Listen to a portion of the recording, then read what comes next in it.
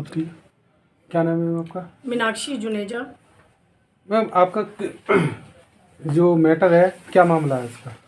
मैं मीनाक्षी जुनेजा, मेरे घर में केवल मेरी भाभी गीतिका जुनेजा जो विधवा हैं और उनकी 2 पुत्रियां हैं, ज्योतिका जुनेजा और धृति जुनेजा, जिनकी उम्र 20 साल और 12 साल है। मेरे घर में कोई भी पुरुष नहीं है। मेरा सौदा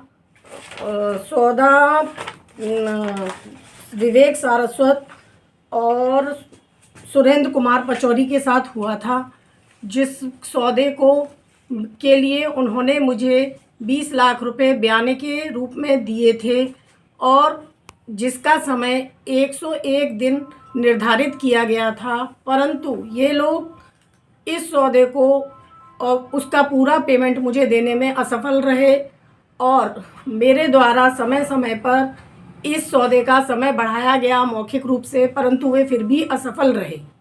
मैंने इन लोगों को ये पैसा इनसे उसी रसीद पर लिखवा कर वापस दे दिया और परंतु ये मेरे लिए व्यवधान पैदा कर रहे हैं। कभी जगह पर आज्ञा से सिविल जज बैनर लगाते हैं कि यह जगह विवादित है। मेरी जगह कस्बा रसूलपुर स्वाद तहसील कोल में है, जिसका गाटा संख्या 107 है, लगाते हैं। और कभी ये किसी व्यक्ति को आगे करके गाटा संख्या 108 से शायद खरीदी, विश्वनाथ प्रताप सिंह ने जगह खरीदी है, कुछ जगह खरीदी है, परंतु वो मेरी जगह में घुसकर कब्जा कर मेरी गाटा संख्या 107 का कब्जा करने की कोशिश कर रहा है, जिसमें उनके विश्वनाथ प्रताप के पिता और उनकी पत्नी सुधा और पिता गजराज भी शामिल हैं। मैं इस बात को लेकर थाने गई। थाने वालों के हस्तक्षेप से कार्य तो रोका गया, परंतु थाने वाले मेरा कोई सहयोग नहीं कर रहे हैं, इन पर कोई मुकदमा दर्ज नहीं कर रहे हैं, जबकि मौके पर मेरी दीवार तोड़ी गई है और अनाधिकृत कब्जा करने की कोशिश की गई है और वहाँ पे मेरा मौजूद दरवाज़ा भी तोड़ के चोरी कर लिया गया है, जिसके पीछे सुरेंद्र पचौरी, विवेक सारस्वत और वैभव गौतम का हाथ है। जब ये सौदा हुआ था उस समय विवेक सारस्वत के साथ सौदा हुआ था, उन्होंने मुझे दिया था, लेकिन मुझे बाद में पता चला कि वे विवेक सारस्वत नहीं, विवेक सारस्वत बनके वैभव गौतम ने ये सौदा किया था और उनके हस्ताक्षर किए थे।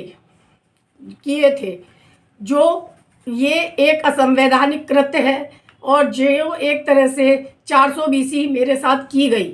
मैंने इन्हें पैसे वापस भी कर दिए, लेकिन ये फिर भी मेरे लिए व्यवधान पैदा कर रहे हैं और ये राजनीतिक प्रेशर डलवा रहे हैं। इन सब के पीछे सतीश गौतम जी भी हैं, जो इस कार्य में जो इस कार्य में लिप्त हैं और इन सबको सहयोग दे रहे हैं और मेरे लिए व्यवधान उत्पन्न कर रहे हैं, क्योंकि मैं एक अकेली महिला हूं और मेरे परिवार में कोई पुरुष नहीं है और इन लोगों ने लेखपाल इत्यादि को भी खरीद लिया है, जो मौके पे जांच नहीं करना चाहता और नहीं बताना चाहता कि गाटा संख्या 107 की जगह कौन सी है और जो है गाटा संख्या 107 को ये सभी लोग मिलकर जिसमें एक विनोद कुमार और प्रहलाद कुमार भी शामिल हैं, जो इस ज़मीन को हड़पना चाहते हैं।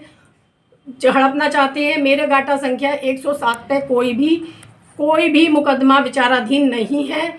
जो मेरे को 2004 में मेरे भाइयों को तहसीलदार लेखपाल द्वारा गाटा संख्या 107 में कब्जा दिया गया था, जिसमें मेरे भाइयों को कब्जा